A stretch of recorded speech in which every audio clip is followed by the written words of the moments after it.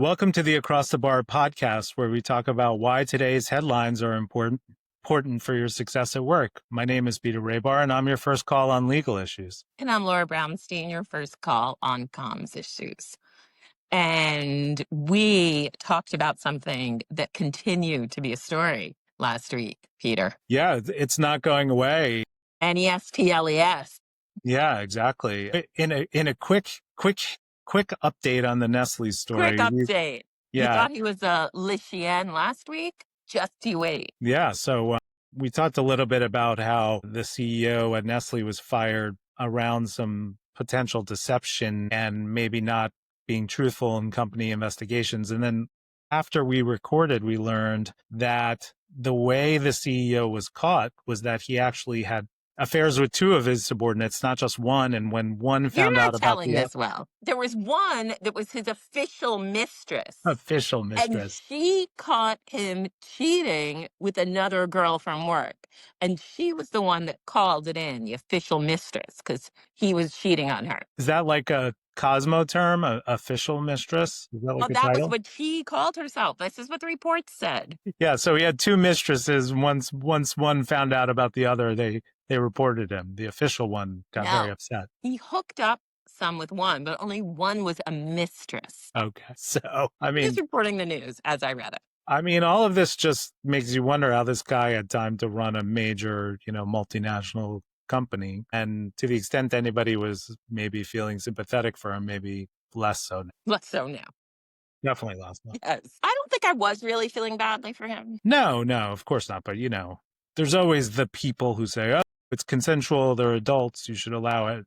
But here we're here to explain why in a workplace setting that can't be allowed for a CEO in particular. And so, I think Peter, are you giving the strong advice that you should only be having illicit affairs with one person at a time at the office? I'm definitely not giving that advice. But I mean, that sounds like more of a Cosmo thing than a, Rahbar Group thing.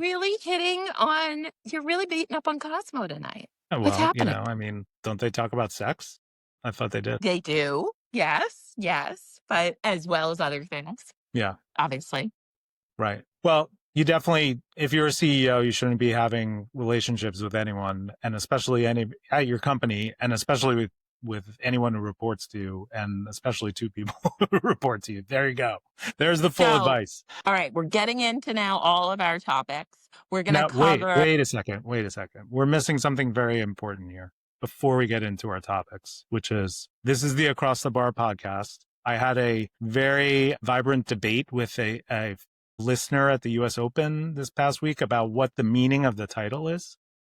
And did they feel they knew better than you? Yeah, especially this guy, which, I say that with a lot of love. But I said one of the meanings was that, you're sitting at a bar and listening to a conversation amongst friends. And we wanted more of that energy. Yeah, so we brought back cocktails. Yeah.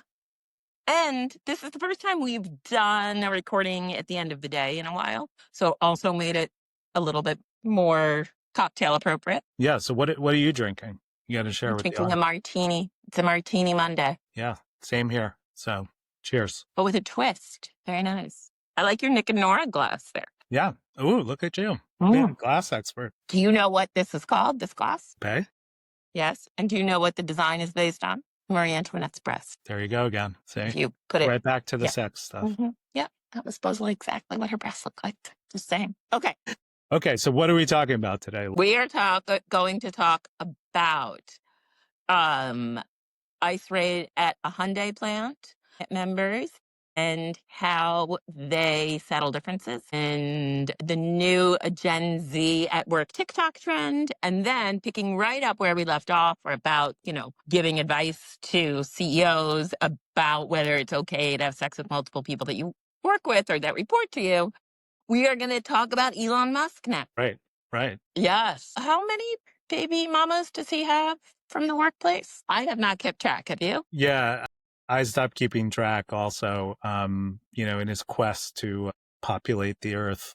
Yes, his pro-copulation stance. Yeah. So in in the past few days, we learned that the Tesla board has proposed a new compensation package for Elon Musk that could reach the equivalent of $1 trillion over the next 10 years. And, that makes great headlines that he could be paid $1 trillion and, of course, triggered a lot of outrage. But when you dig So in, would you say the caveat to the don't have illicit affairs with more than one employee at once? The caveat to that is unless you're building a spaceship that may or may not save humanity. well, one thing Elon Musk repeatedly demonstrates is that really no one can tell him what to do. If he just wants to do what he wants to do, So he'll just Trump go find. did, and he just, I guess, left and called him a pedo. Yeah, he just goes to the next thing, one of his many ventures. And so digging into the details a little, I mean, the headline is nice. The details are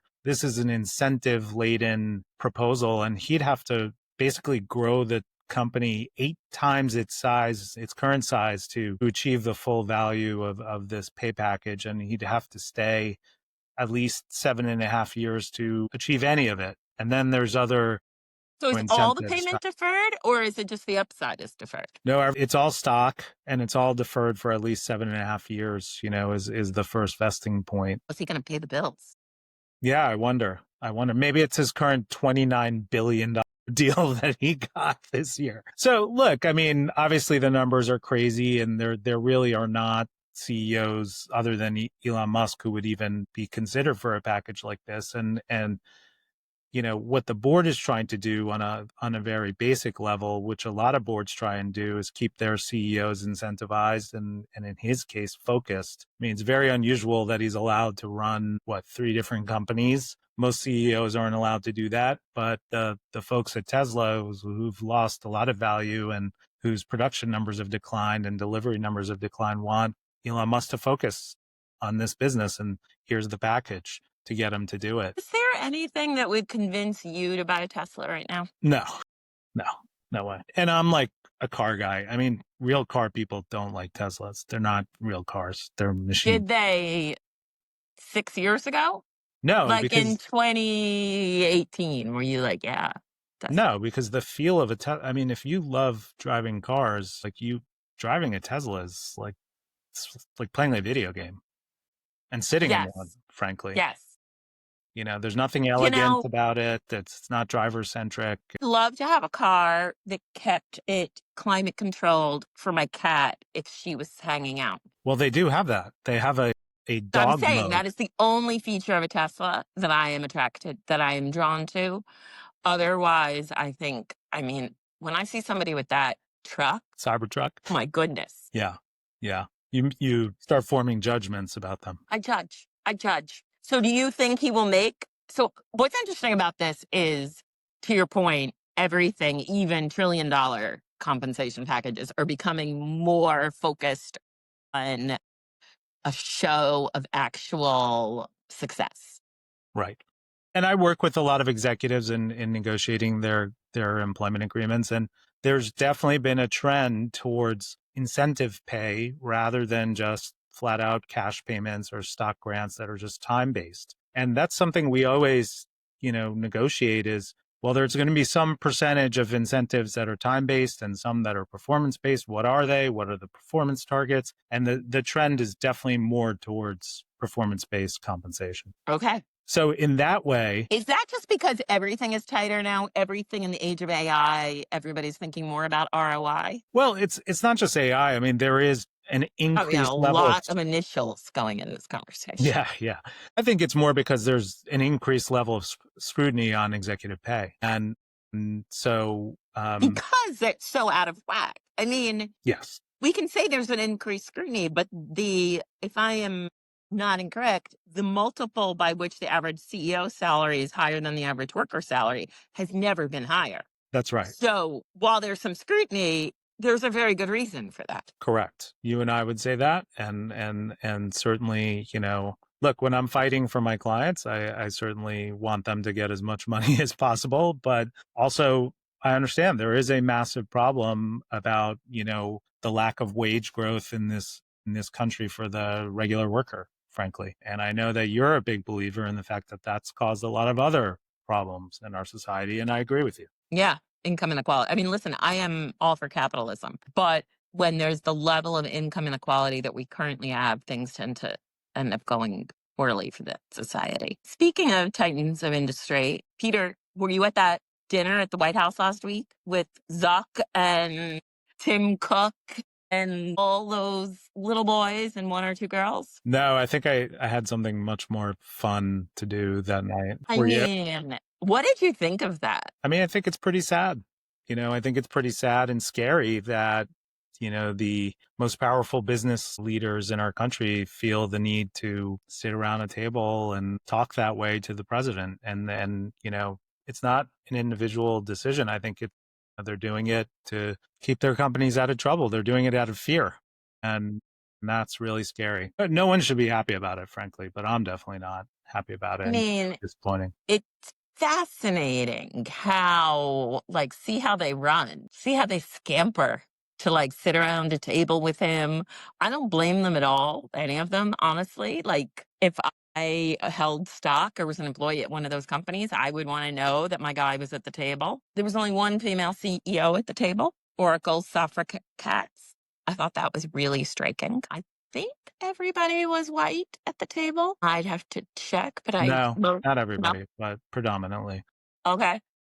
Yeah, It look, I just, don't I yeah. don't know what that does for business or for society as a whole. I mean, it doesn't really help anyone or do anything. I mean, it's just all geared towards making one person happy, and that's pretty sad. So when power is only derived from the approval of one person, that's sometimes called a dictatorship, it's also an environment where the leaders circling the sun tend to fight with each other because power only comes if power is only coming from the sun, the planets are all going to be fighting to get the sun. And sorry, this is a tortured analogy, but the fight between Scott Bessent and the person on the like relatively low level Bill person on the Pulte. staff. Bill What's his, Pulte.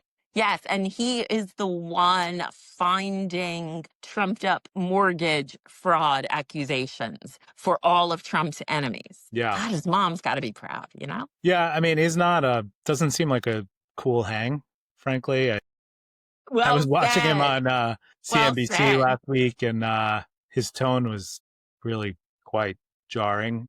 And Scott Bessent's supposed to be. I know people who know Scott Bessent, and he's supposed to be like a pretty chill, laid back guy. I mean, before he joined this administration, he worked for George Soros, and he had this very nice house in Savannah, Georgia, or wherever. And now for the third time in like a month, there's a story coming out about him threatening to punch someone in the fucking face, which is I mean, incredible. that Incredible. only happens, I think. Well, obviously, he might have some anger issues, but I feel like this kind of behavior only happens when power is centralized like that. When back in the old days of powerful magazine editors and, Condé Nast dynasty, Cy Newhouse would totally pit the editors in chief against each other. They didn't do that quite as much at Hearst. Do you think they did? No, definitely not. But look, it is a leadership style to sort of pit people against each other and let them fight and see who comes out. I think it's been proven over time it's not an effective leadership style, and it's certainly not one that I hope it isn't. people could pull Awful. off. Most people could pull off. And I would say if you're leading a company, these are not the examples to draw on for leadership. Like, this is, if two executives are talking to each other that way, these are people who are supposed to be setting an example for, in this case, the country, but let's say in a company, the rest of the company, like, that behavior can't be tolerated. And in a lot of companies, they would be fired for physical threats, especially 3 times in 2 months. But here, nothing's going to happen, and it's going to be Ken probably celebrated by loves a it. lot of people. Yeah. He probably is like, "Mwahahaha. Yeah. My I mean, generals are yeah. so virile." But look, it's also, I will tell you, totally through my work with clients, there's a lot of pretty aggressive male behavior going on right now in workplaces generally. I That's think, interesting. yeah. And I think, Everyone is feeling scarcity. well, I think employers like feel a little more room to operate, that there's less scrutiny, that they're not going to be called out, if they don't fire someone who, does something that, maybe they don't want to fire them for, and they would have had to fire that person a few years ago because of fear of PR or whatever. Yeah. So I would say, look, Execs behaving badly. execs behaving badly, but not an example to be followed in your own workplace, listeners. No, no, People don't like working at places with that type of behavior in general. not for the long haul. They might like it for a short term, like come show your stuff, but it's not where they're gonna have loyalty and dig in. Yeah, exactly.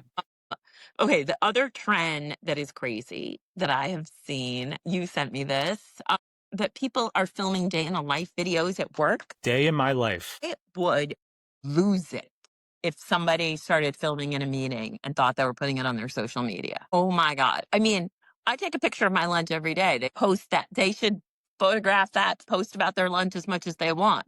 But anything about a workplace? Yeah, I mean, first of all, I'm going to date myself by saying the descriptions of some of these videos and some of the videos I watched were extremely boring, like people eating yogurts at their desks. I have no idea why anyone would care about that. But look, there were also stories in there of people being fired and because of these videos, and there's a couple of issues at play if you are even thinking of doing this, is knowing your company policy on social media, knowing your company policy on media generally, knowing recording policies, respecting your coworkers' privacy. I mean, if coworkers get caught So on this, much. they Yeah. can make legitimate complaints that would get you fired. So, I mean, to the extent anyone's going to appear on it, you want to make sure you have their permission, and you want to Yes, make at the very sure, least. and I would make sure it's like something your company is cool with. I think you're really putting yourself at risk for really stupid reasons by doing this. I mean, if you're trying to be a lunch influencer, Yeah, like you want free like Faye there are, yogurts, like Faye yogurt influencer or granola. there are yogurt influencers. I guess so. I guess so. All right. That is a fun, stupid work story. I like the idea of people trying to do that and it not going well. Just cracks me up. Okay. Yeah, I mean, look, people are different, certainly different definitions of how to have fun in the workplace, but that one's like, you really need to be careful about it. And there may be like opportunities for you to do something with your company that would be promotional and make the company look good and help overall morale. And that could be something fun. I mean, if you're sort of social media savvy and minded, that could be a good way if you're starting out in a company to make yourself stand out, but like do it in the right way. Yes. And you might even be able to get value for yourself in the workplace rather than devalue yourself in the workplace. Rather than getting yourself fired. Exactly. No, there you go. So when I was looking at social media this morning, I was kind of drawn to the story in heart of the ICE roundups at Hyundai plants yesterday. 300 workers at a Hyundai plant in Georgia were taken into custody by ICE, and it is all over the news in South Korea right now. The two opposing political parties in South Korea are as opposed or more so than our parties, and they are issuing like joint statements how angry they are about this US ICE raid. Here's what I don't understand, Peter, which I'd love you to explain. One of the articles I read was explaining that they were unable to get long-term visas, like the HB1 visas. So they had to pull in workers for this plant for the roles that Americans were not trained to do under short-term visas, and some of those were seen to be in violation, and that's who got pulled in. Can you explain any of this? Well, I'll try to explain because we're learning new details every day and we don't know all the facts. But certainly, if you ask me, this was done for visual effect and some other, show of strength type moves. But there are different categories of visas, and some are based on length of stay, purpose, type of job. And also there are special deals worked out with countries, and they're often tied to projects. And Yes. so when Okay. this project was approved, which was under the prior administration, and that might have had something to do with this too, frankly. Part of the deal for the South Koreans to come over and build this plant was that they were going to get a visa class approved to allow the proper workers for construction and training, et cetera, because there are legitimate issues with American workers being qualified to build such sophisticated plants and work in them. And although those visas were proposed in Congress, they've never been approved. So the plant construction went forward, as I understand it, and then ICE came in and rounded up not just construction workers and other laborers, but executives, white collar executives, which caused outrage. And look, Understand it. South Korea and Hyundai were never unclear about the fact that there were some issues with the visa. yeah, I think that's right. I mean, look, Like, this didn't have to happen in a raid. Like, there were already conversations happening. yeah, and not to get into the politics of it, okay? But I think this story is important for executives because we've been telling you for months now, since I think the very first episode of Across the Bar, that these workplace raids are coming. And Yeah. after the raid, Tom Homan, who's the head of Homeland, or no, he's the head of ICE, he specifically said, we are coming for workplaces. So this is going to continue, and it's not just going to be in mega battery plants. It's going to be at smaller places. And it's coming for as an your executive, you got to software be prepared for developer.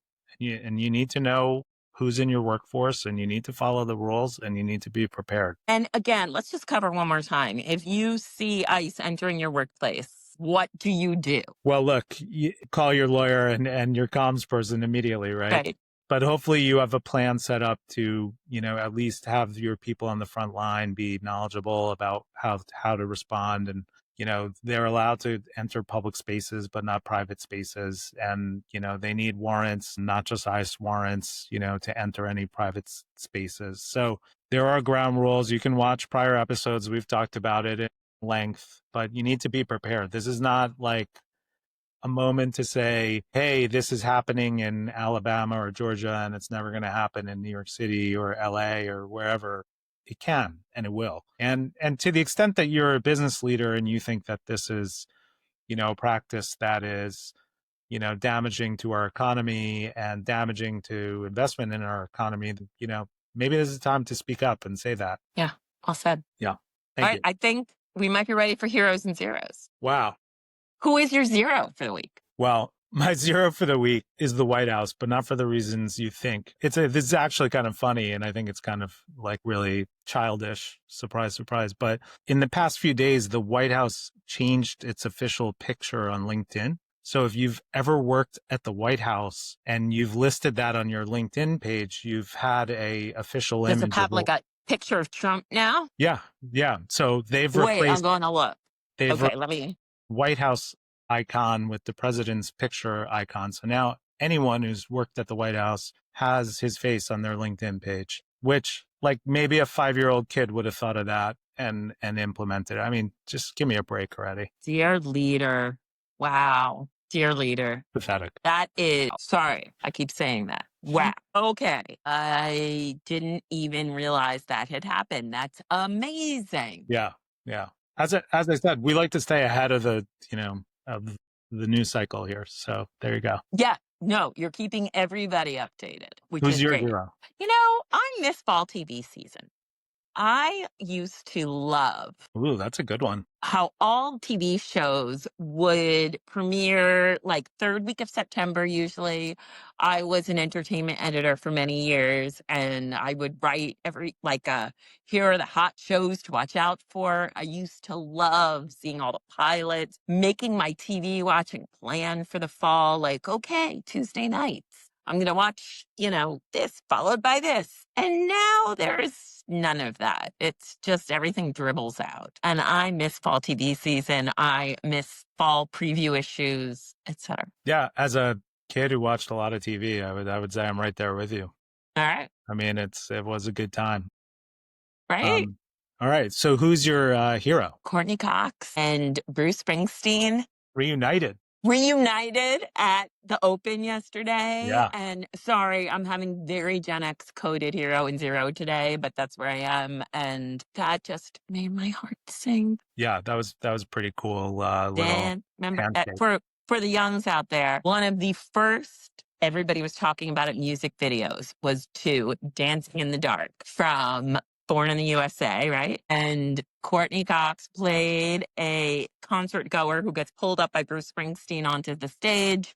She had a very late 80s cute, like short haircut, and she danced like this. Yeah. And it was before she was on Friends. It was before she was on Family Ties. Yeah, that's right. Yeah. So, yeah, they're my heroes. My hero is a New York City paramedic named Jonathan Kleisner, who was profiled in the New York Times this past week. He was a former investment banker who achieved, a lot of success by his early 40s and quit banking to become a paramedic. And his goal was to become the best paramedic in New York, if not the world. So that is very cool. And I think that's just so cool, especially in a time when, people like Elon Musk and others, like they're just trying to find ways to make more and more money and corners. Yep. Yeah. And I agree. And this guy is like the opposite, so, as a friend of mine said, the last guy in New York who gives a shit, and I think that's a pretty good I like that. description. Yeah. As 9/11 is this week. It is a Yes. good time to remember those who serve. Yeah. And sacrifice their lives every day and are really brave. Yeah, exactly. Yeah. Amen. Yeah. All right, Peter. All right. I'll drink to that, Laura. Cheers. And this episode. Thank you, Yes, everybody, thank you, for Sadie. listening. Should we call Sadie producer Sadie? I mean, she's gone way producer. beyond Thank you, producer Sadie producer Rahbar. Sadie. Thank you.